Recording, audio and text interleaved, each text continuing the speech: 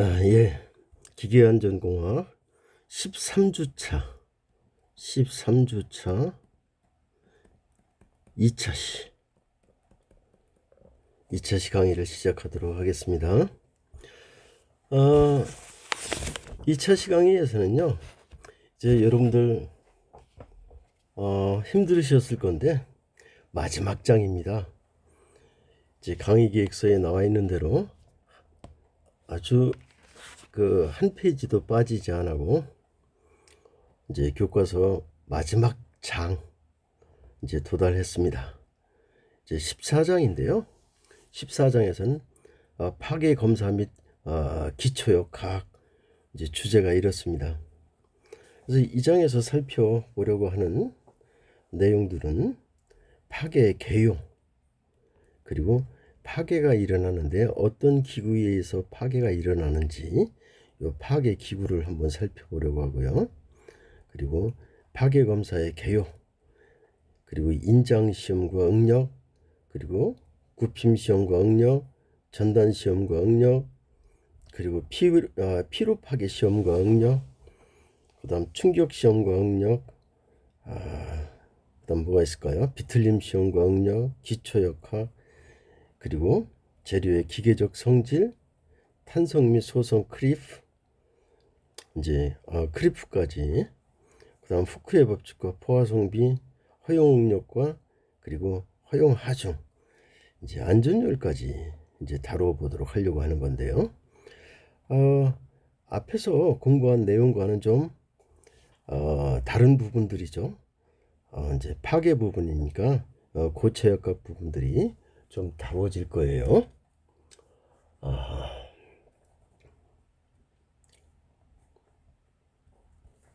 그럼 하나씩 살펴봐 보도록 하겠습니다. 첫 번째, 파괴의 개요. 우리가 이런 이야기들을 좀 해볼게요. 자,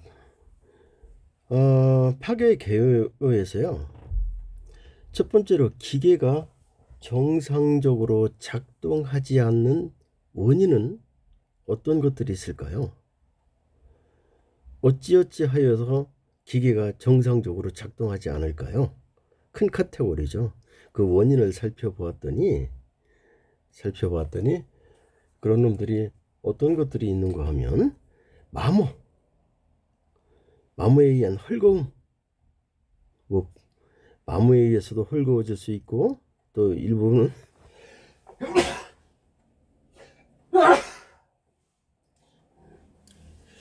또 뭐 고정장치가 풀려 있다거나, 또는 기계가 작동 중에 발생하는 진동, 그리고 파손이 있겠죠. 그쵸? 그 다음에 이제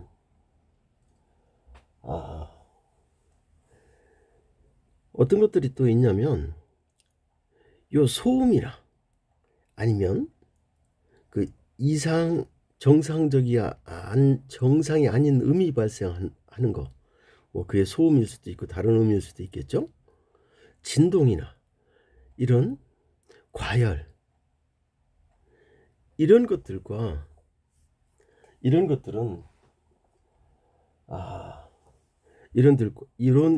것들은 그 발생하는 것들이 왜 발생하냐면, 마모가 있었거나 헐거움이 있었거나 앞에서 뭐 진동이 있었거나 파손이 있거나, 이런 것들, 이런 내용들과 어때요?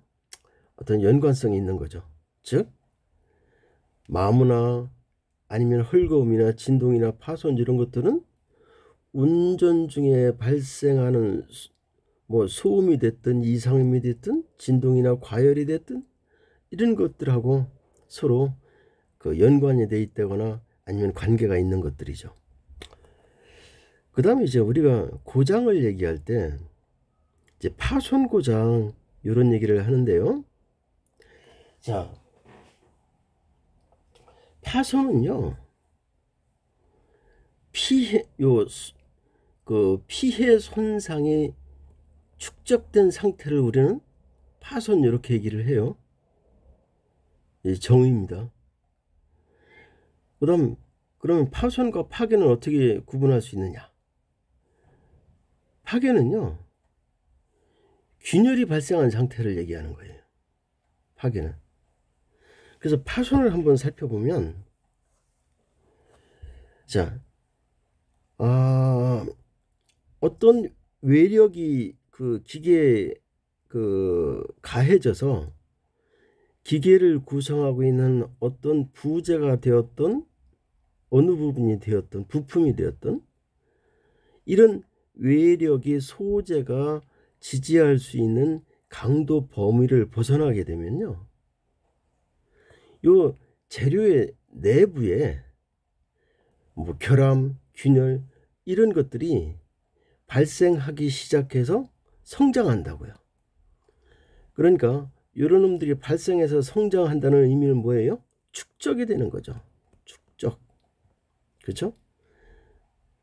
이런 놈들에 의한 기계의 구조물의 파괴를 방지하려고 이 기계를 설계나 이제 설계 시점부터죠. 설계 시점 및 제작 시점에서 그 소재들에 대해서 인장, 굽힘, 충격 등 여러 경우를 상정을 한다고요.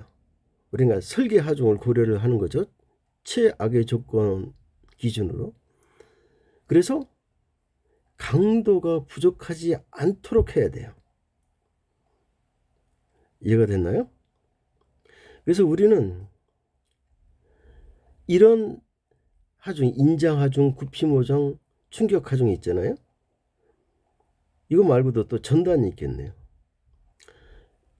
이런 하중들을 모두 살펴보고 거기에 필요한 설계 하중을 고려를 해서 이제 설계에 반영하고 그에 따라 제작을 해야 되겠죠.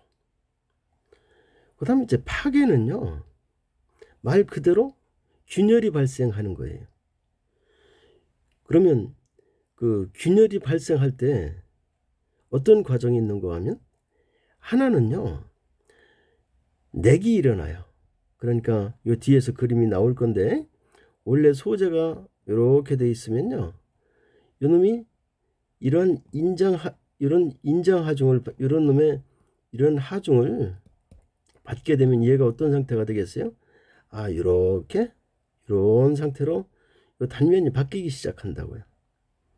여기 이제 연성 때문에 여기가 슬립이 일어나는 부분이거든요. 이런 부분들이. 자, 그래서 연성 파괴는요, 최종 파괴, 이게 이제 극한 강도에 이르르면, 이제 극한 강도라는 게 뒤에서 문제에서 살펴볼 건데요. 얘가 파괴되지 않으면서, 파괴라는 건 완전히 우리가 파괴는 뭐라고 그랬어요? 균열이라고 그랬잖아요. 이런 상태가 되지 않으면서 지지할 수 있는 최대 하중을 우리는 극한 강도 또는 인장 강도 이렇게 얘기를 해요. 따라서 이 최종 파괴가 일어날 때까지 이와 같이 단면이 감소하면 길이는 어떻게 되겠어요? 이렇게 늘어나겠죠? 이렇게 요 늘어난 길이, 얘네들이 이제 델타가 되겠죠. 이와 같이 최종 파괴 때까지 늘어나는 양, 신장량이죠. 이 신장을 동반하는 파괴, 얘는요, 소재가 연성 재료에서만 일어나요. 취성 재료에서는 일어나지가 않아요. 그럼 얘들의 그 파괴 기구는요, 슬립면이 미끄러지면서 분리가 되는 거예요. 또는 슬립면이 파괴가 되는 것들이죠. 그 다음에 이제 어떤 것들이 있냐면, 두 번째, 소재가 연성 소재가 아닌 취성 소재들이, 취성 소재들은요, 연성이 매우 부족한 소재들을 취성 소재, 취성, 브리틀,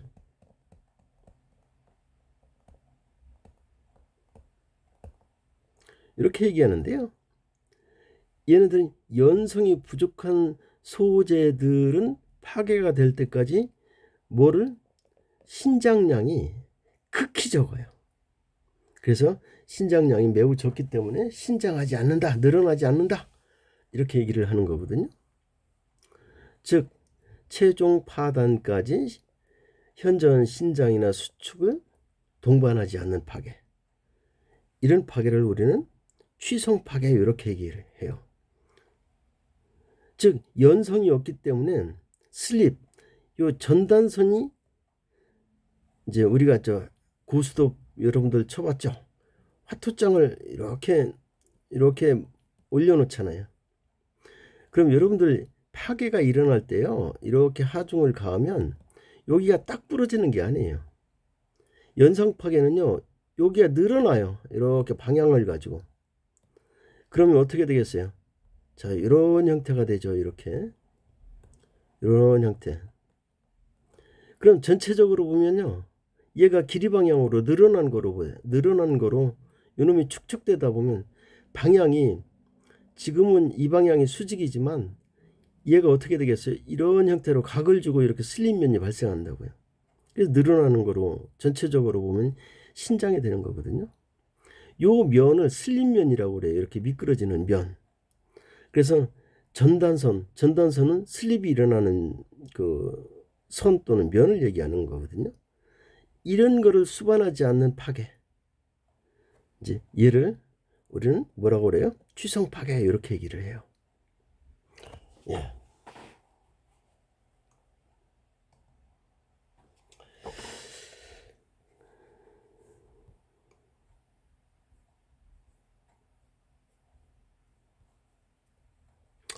그 다음 이제 우리가 설계 기준이 있는데요. 우리가 설계할 때 그 설계 기준은 기준 강도라는 게 있어요. 기준 강도. 요게 이제 연성제면 뭐가 되냐면 허용 강도가 돼요. 연성제에서는 이게 허용 강도. 취성제에서는요, 누가 허용 강도. 취성제는요, 인장 강도가 기준 강도가 돼요. 인장 강도. 이런 놈들을 뭐로 나눠주면 허용 강도가 돼요? 안전계수죠. 따라서 항복 강도는요, 연성재료의 설계 기준이 돼요. 그리고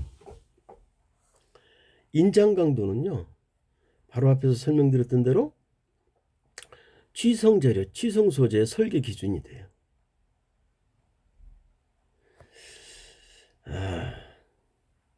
그거 좀 기억을 해 주시고요. 여기 한번 봐보도록 할게요. 여기 파괴 형태인데요. 파괴 형태인데 요 놈은 누구 거이겠어요? 여기 딱 보니까 단면이 이렇게 딱 잘라져 버려요. 이거 취성제예요. 취성제. 취성소재.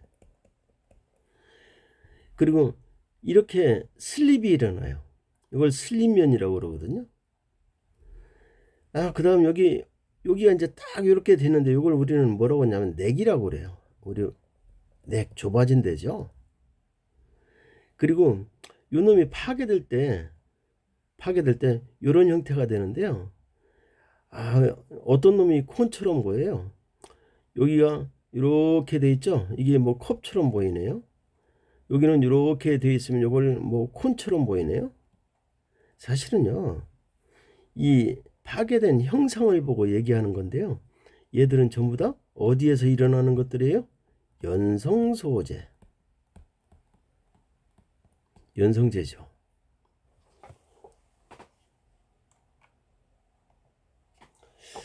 그러면 이제 파괴 기구를 한번 살펴봐 보도록 할게요. 우리는 벽계 하는데요. 사실은요, 이 균열되는 거예요. 이거 크리빌리지인데요.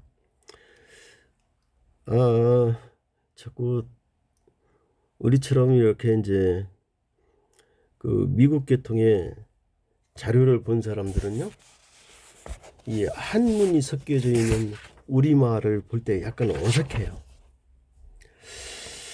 자, 벽계는 이게 무슨 얘기냐면요, 금속이 용융 상태에서 응고가 될 거 아니에요.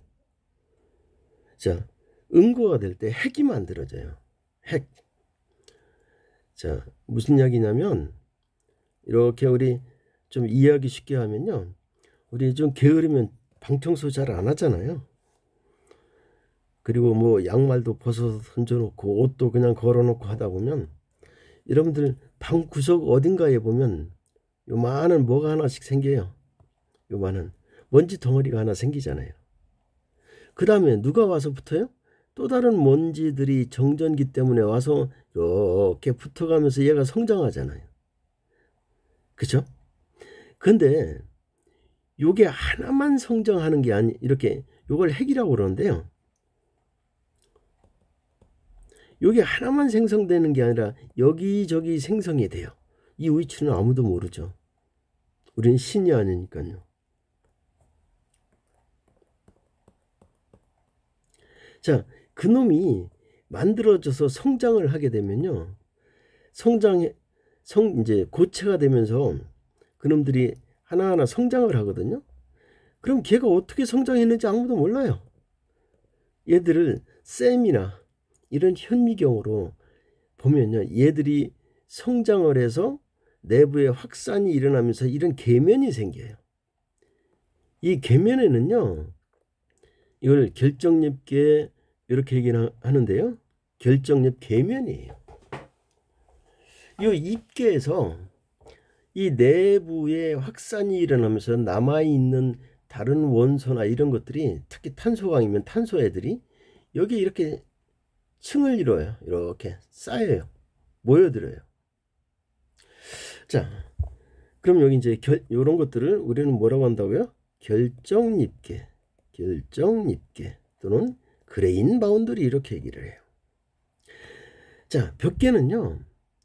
이 결정립계를 따라서 인장 분리가 발생한 결과로 소성 변형은 거의 일어나지 않아요. 아, 그러면 이 놈을 그림을 하나 보도록 할게요. 잠시만요. 넘겨보도록 할게요. 얘들 볼게요. 이게 셈이라는 현미경이거든요. 이 현미경을 통해서 얘들을 살펴본 거예요. 이런데 이렇게 보면 이게 뭐가 돼 있어요? 파괴가 돼 있어요. 그런데 이게 결정립계예요. 여기가 떨어져 나가는 거예요. 이렇게 뽀개지는 거죠. 뽀개졌대요. 그게 뭐예요? 결정립 계면이 벽계됐다고 그러는 거예요. 이런데 보면 그렇죠? 그 다음에 이제 요 파면된데 요 단면이 이제 파단되는 건데요.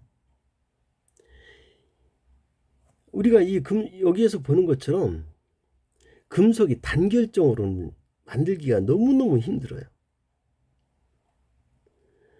왜 그런가 하면 우리가 금속을 만드는데 하나의 점 뭐 이런 게 아니잖아요. 얘네들을 용융 상태에서 응고화되면서 냉각이 될 때 온도가 낮은 쪽으로부터 핵이 만들어져서 성장을 해간다고요. 그럼 이런 결정립들이 다 결정이 된다고요. 수없이 많단 말이에요. 근데 요놈이 성장할 때 요놈이 결정들이 어떻게 되냐면 얘들은 이런 방향으로 성장해 나갈 거예요. 예, 이런 방향으로. 근데 얘는요 몰라요. 방향이 이렇게 성장해 나갈 수도 있어요. 요놈은 또 어떻게 성장할까요? 뭐 이렇게 성장할 수도 있고. 이 요 결정 구조는요. 우리가 BCC 구조도 있고요. FCC 구조도 있고 그다음 HCP 구조도 있어요. 자, 원자들이 이렇게 붙는 거예요. 6방 구조로 되어 있는데요. 이렇게 여기에 이렇게 하나씩 붙어요. 이렇게 그다음 이제 채심이니까 얘들 가운데 한 놈이 더 붙어요. 이건 페이스예요. 이건 바디 센터드 크리스탈 스트럭처고요. 이건 페이스 센터예요. 얘는 어디에 하나씩 추가로 있어요. 면에 하나씩 원자들이 더 붙는 거예요. 이건 6방 구조로 되어 있고요. 여기 뭐 이런 형태, 뭐 이런 형태로 되어 있어 가지고요. 원자들이 더 많아요. 자, 보도록 할게요. 이 결정립들의 방위가 여기서 설명한 것처럼 다 달라요. 그래서 이 파면이 만들어질 때 최대 응력의 방향과 수직 방향으로 나타난다고 해도 실제 미시적으로 보면 그 면에서 수직면에서 이렇게 다 이탈이 돼 있어요. 미시적으로 보면, 현미경으로 보면 그렇다는 얘기예요. 그래서 이 결정님들이 이 100개의 면을 단위로, 아까 이 그림에서 보셨어요? 얘들이 이 100개 면의 단위로, 이건 뭐 너무너무 크게 확대한 거죠, 현미경으로. 그러니까 이렇게 보이는데, 여기 파단면을 보면요, 이렇게 여러분들 딤플이라는 얘기 들어보셨죠? 딤플. 이게 뭐 남자들도 있더라만 가끔 보면 여성들이 많죠. 보조개처럼 이렇게 우물우물우물, 이 좀 이렇게 우물이 있는 것처럼 퐁당퐁당퐁당. 또는 우리가 뭐 요 유사하게, 여기 있네요. 이런 형태, 이렇게 우물우물우물, 이런 형태로 파괴되는 것들이에요. 자, 또 요 벽계에서 보면 실제로 파괴가 단일 벽계면을 따라서 생기는 경우는요, 드물어요. 이 벽계면이 형성되어 있는 게 다양하기 때문에 그래요. 그래서 단일 벽계면을 따라서 이렇게 파괴가 되는 게 아니고, 이 벽계면이 다수잖아요. 그래서 이 평행하지가 않다고요. 요 놈이 보면 진행 방향에 따라 요 벽계 단이 만들어져요. 그 다음에 이제 이렇게 단이 함유된 모양들이 어떻게 되냐면 무슨 강물이 흐르는 것처럼 나타난다고요. 보세요. 얘네들이 보면 무슨 강물이 흘러가는 것 같지 않아요? 그래서 리버 패턴이라는 말을 그랬었어요. 즉, 이 흐름 방향에 의해서 파괴가 진행되는 방향과 뭐죠? 파괴되기 시작하는 이 기점들을 현미경을 통해서 우리는 살펴볼 수가 있죠. 그리고 우리 이제 교재하고는 상관이 없이 제가 이게 독일 자료를 좀 가져왔어요. 여기 파괴 메커니즘인데요. 이게 딤플인데, 이 딤플이 어떻게 만들어지는지 한번 살펴봐 보도록 할게요. 딤플이 만들어지는 건요, 우리가 아까 제가 이 앞에서 설명드렸지만, 얘가 순금속 빼놓고는요, 어떤 것들이 있냐면 불순물이 들어가 있을 수도 있고, 이 불순물에는 뭐 합금 성분도 다 불순물이죠. 아니면 뭐 여하이 FE보다 강한 놈들이 있었을 거 아니에요. 걔네들이 여기에 딱 들어가 있다고요. 그럼 우리가 인장하중을 이렇게 가해주면요, 어떻게 생기냐면 얘는 강한 놈이기 때문에 이 놈이 강한 놈이라고요. 모재보다 강하다. 그러니까 얘는 변형이 안 되고 여기에 이렇게 떨어져 나가요. 하중을 더 가하면 이제 인장이 되겠죠. 점점 커지다가 이놈이 성장을 한다고요. 더 크게 좀 그려보면, 그리하다가 여기가 딱 부러지는 거예요.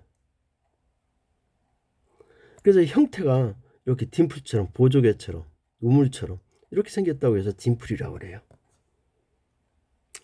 이해가 되나요? 자, 그 다음 이미 계속해서 나올 얘기이기 때문에 이 그림을 보고 더 설명을 해보도록 할게요. 이런 놈들이 여기 보도록 할게요.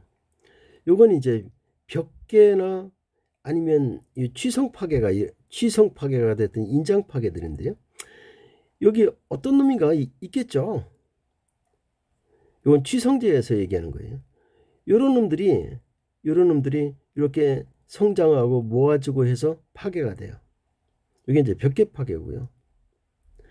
자, 얘는요, 두 번째, 요게 이제, 요건 뭐처럼 먹었어요? 여기 생겨먹은 게 컵처럼 생겨먹었죠? 얘는 뭐, 전체 형태로 보면, 요 놈이 컵처럼 보이네? 요 놈은 뭐처럼 보이죠? 전체 형태가? 이렇게 생겨먹었으니까 이걸 콘처럼 보여요? 그래서 컵앤콘이라고 그랬는데요. 뭐, 그렇게 이름을 붙여놓은 거일 뿐이에요.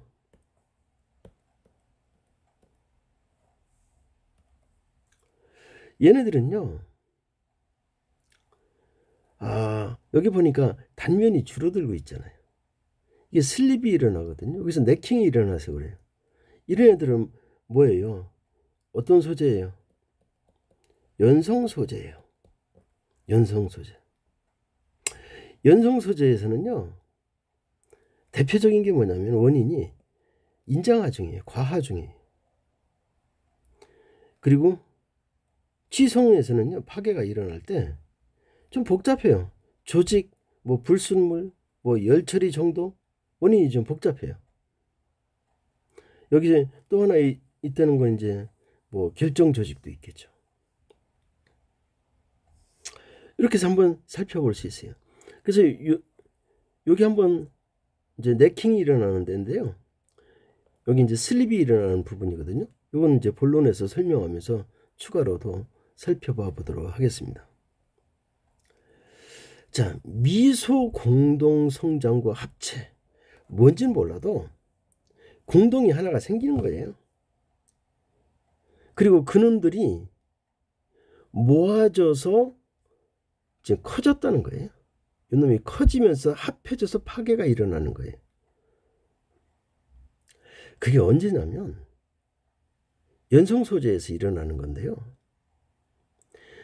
우리가 이 금속을 한번 생각해 보면 우리 이제 밥그릇 한번 만들어 볼까요? 자, 여러분들 우리 스테인리스 스틸 밥그릇이 이렇게 생겼잖아요. 우리가 이런 평판을 가지고 이런 둥그렇겠죠. 이런 프레스에 얘들을 집어넣을 거라고요. 올려놓고 여기를 찍어봐요. 그럼 여기 일부는 이런 형태로 되겠죠. 이런 형태. 나중에 이런 부분들은 어떻게 돼요? 이제 제거를 하겠죠. 자, 얘네들을 보면 인장이 하중에 어떤 방향으로 받게 되냐면 삼축응력이 돼요. 삼축응력. 또는 우리가 뭐 이런 소재들을 어떻게 만들어요? 이런 소재로 형태가 이런 테이퍼지게 만들려고 해도 이런 부분들은요, 삼축응력 상태에 놓이거든요. 자, 이 금속 재료가 연성 소재인 경우에 먼저 슬립이 일어나요. 자, 이 슬립은 아까 어디서 봤죠? 여기 있네요. 이렇게 슬립이 일어난다고요. 그 다음에 이제 이 슬립이 일어난다라고 하는 얘기는 이제 소성 변형이 이제 그러니까 항복점을 지나서 소성 변형이 계속 일어나는데요. 일어나다가 이제 변형 경화가 되면서 어느 순간에 보면 하중의 크기가 단면의 변형 경화에 의한 강도 증가보다 커지는 그 위치가 도달해요. 그러면 그때 제2상의 입자하고 이 계면이 분리가 되기 시작해요. 즉 제2상의 입자면 그놈들 때문에 뭐가 생겨요? 기공이 생기는 거죠. 그놈들이 삼축응력 상태이기 때문에 어떻게 돼요? 모아져요. 모아지는 걸 성장해서 합체한다고 그러고요. 그놈 형태가 어떤 형태냐면 얘들처럼 이루어진다고요. 어디 갔어요? 여기 있네요. 얘네들이 이런 놈들이 처음에는 하나 생기다가 그리고 두 개, 세 개 생기면서 얘들이 붙어가요. 붙어가다가 나중에는 어떻게 생겨요? 딱 부러져요. 딱 끊어져요. 그래서 여기 공공 이게 캐빗인데요. 캐빗의 발생과 연결 이렇게 되어 있는 게 그래서 그래요. 재밌죠. 그래서 이 놈을 현미경으로 봤더니 이게 쌤으로 본 거예요. 쌤. 이제 주로 이 금속공학을 공부하신 분들이 이제 이런 거 가지고 관찰을 많이 하시죠. 그래서 이런 이 파면을 이렇게 보시면요, 좀 확장해 놓은 것들을 이 쌤이라는 현미경으로 이렇게 살펴서 사진 찍어 놓은 것들을 보면 어떻게 되냐면요, 요철이 있어요. 요철이. 이게 그 요철이 만들어진 것들이 결정립계를 따라서 만들어졌겠죠. 그래서 이 거시적으로 크게 보면 뭐 요철처럼 보이는데요, 그런 것들이 발견이 돼요. 오돌도돌 오돌도돌. 면이 매끄럽지가 않아요. 칼로 무를 자른 단면처럼 그렇지가 않다고요. 그래서 그놈을 이 쌤이라는 현미경으로 살펴보면 봉우리처럼 발달되어 있다고 그러는데, 여기 그거예요. 봉우리 하니까 좀 그런데 그 결정립계를 따라서 이렇게 망가진 것들인데, 이게 꼭 화장지 같은 데 보면 엠보싱 되어 있잖아요. 그런 형태로 되어 있어요. 그걸 우리는 이제 딤플 이렇게 얘기하잖아요. 이 딤플의 형상은 응력 상태하고 이 응력 방향과 파면 방향이 이루는 각도에 의해서 정해진대요. 아니 그러겠죠. 결정립계가 이렇게 크레비스 되어 있는 것들을 보면 그놈이 응력 방향과 파면 방향이 그 몇 도를 이루고 있나,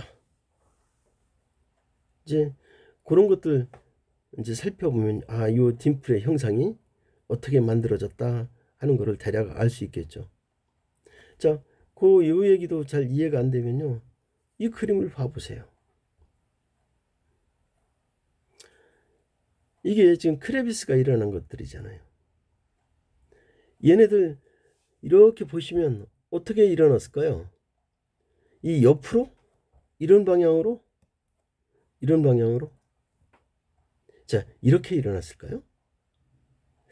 제 생각은 그렇지 않아요. 얘가 여기가 분리되어 있는 게, 자, 이 방향들이 어느 정도 이렇게 크레비스가 일어나는 방향들이 어느 정도로 일관성은 있잖아요. 그렇죠? 그러면 요런 놈들은 요 방향을 살펴보았더니, 이런 방향을 이렇게 살펴봤더니 맞네요. 이런 쪽으로 작용하면 얘네들이 이렇게 뻐개져 나갈 수가 있겠죠. 이런 것들이 아주 미세하기 때문에 거시적으로 보면 어떻게 돼요? 오돌도돌 꼭 딤플처럼 그렇게 만들어진 것처럼 보인다고요.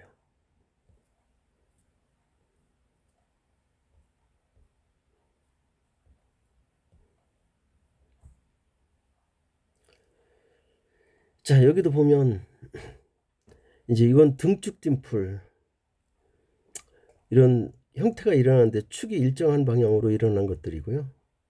이건 신장시켰을 때 딤플이 요 그림을 크게 만들어 놓은 게 요 놈이에요. 요 놈이거든요. 자, 이렇게 약간 산등성이처럼 생긴 것들이 뭐예요? 요게 딤플이고요. 요 방향으로 옆으로 쭉쭉 이렇게 일어나는 것들은 뭐예요? 크레비스요. 요것들은 신장이 일어나는 것들. 이해하셨나요? 그럼 아까 제가 설명하다 여기 보면, 자, 요런 놈들은 어떻게 일어난다는 거예요? 이런 방향으로 하중이 작용해서 미끄러져 나가는 것들이잖아요. 하중이 이런 방향으로 하중이 어때요? 이렇게 작용하게 되면 이런 방향으로 이 궤면들이 미끄러지는 거예요. 그래서 뻐개지는 게 이제 그 취성 파괴가 되죠. 크레비스가 일어나는 거죠.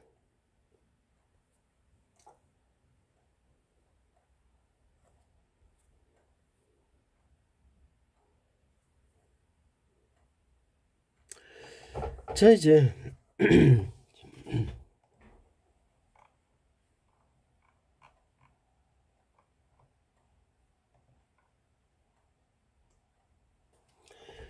여기 이제 이런 얘기를 하나 좀 더 해보도록 할게요. 자, 여기 미소공동 아까 바로 앞에서 설명을 드렸어요.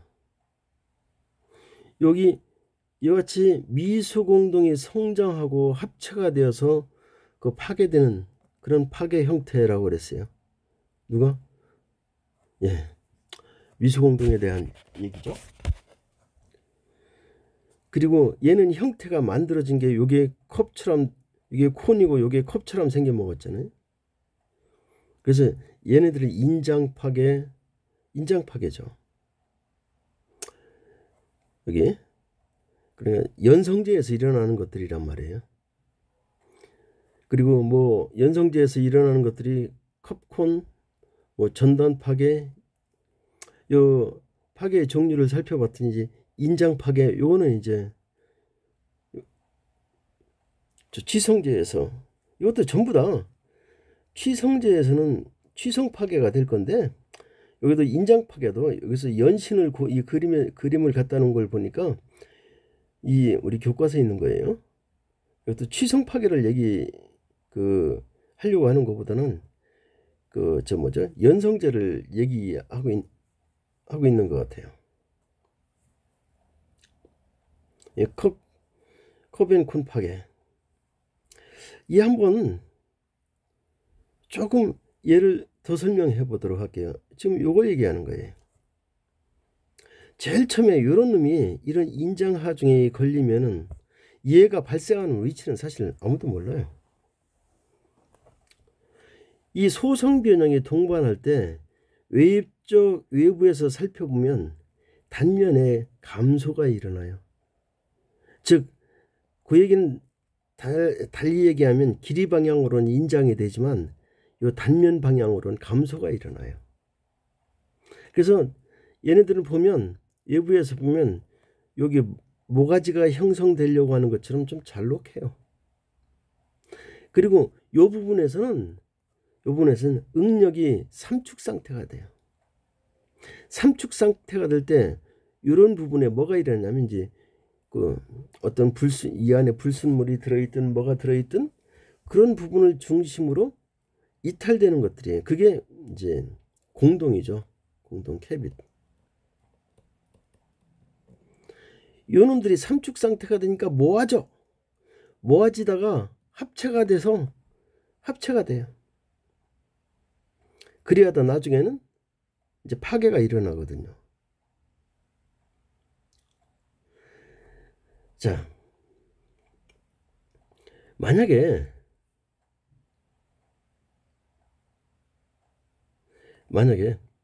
이제 여기 한번 봐보도록 할게요. 이제 균열이 이 최대 전단 응력면을 따라서 이제 이런 형태가 D처럼 이제 될 거 아니에요. 그리고 요 표면 근처 전단 파괴는 전단선을 나타내고, 이게 이제 요 선들이 전단선을 나타낸다는 거예요. 그리고 이 외부적인 형태가 컵이나 콘처럼 그런 형태를 보인다는 거예요.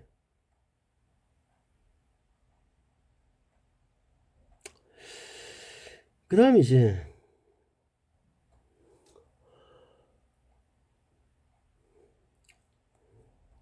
이건 이제 파괴 기구에서 슬립면인데요. 여기 한번 볼게요. 슬립이 일어난다는 건 뭐죠? 연성제예요. 그리고 요 고순도 금속에서 핵이 성장하는 이상의 입자, 또 다른 입자가 있다는 것들이죠. 상이 이상. 이렇게 이상의 두 번째 그 상의 입자가 존재하지 않고, 그래서 미소 공동 현상이 일어나려면 뭐가 있어야 돼요? 또 다른 불순물이 있어야 되잖아요. 이 불순물은 종류가 많죠. 우리가 탄소강 전부 다 탄소가 뭐예요? 합금 성분일 수도 있고 합금 성분이기도 하고 불순물이기도 하고. 합금들은 다 그렇잖아요. 얘네들이 이렇게 만들어지지 않고 그냥 미끄러진다니까요. 슬립이 일어난다고요. 그리하다가 요 슬립면이 나중에는 요 면적들이 이렇게 계속 슬립이 일어나는 거예요. 이렇게 요 면적들이 줄겠죠. 요 단면적들은. 그래서 요 표면하고 요 파면이 잘 구분되지 않고 슬립 모양으로 나타난다고요. 이걸 우리가 뭐라고 그래요? 슬립면에 분리하는데, 이것들은 순수하게 어디에서요? 연성 소재에서요. 특히 금이나 구리나 이런 것들은 특히 이렇게 나타나죠. 그래서 뭐가 좋다고 그래요? 인성이 좋다고 그래요. 즉 파괴될 때까지 흡수할 수 있는 에너지가 굉장히 큰 애들이죠. 그게 금, 은, 구리 이런 애들이죠. 자, 우리가 그 파괴 기구를 살펴봤어요. 파괴 기구에서 첫 번째가 이제 벽계가 있었고요. 그리고 두 번째가 뭐가 있었죠? 이 미소 공동의 그 성장과 합체. 그리고 마지막으로 슬립면의 분리가 있었어요. 자, 이렇게 한번 살펴볼 수 있었고요.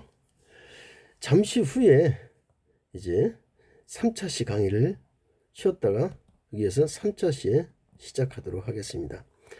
3차 시에는 몇 개의 문제도 함께 다뤄보려고 해요. 예, 잠시 쉬었다가 3차 시를 시작하도록 하겠습니다.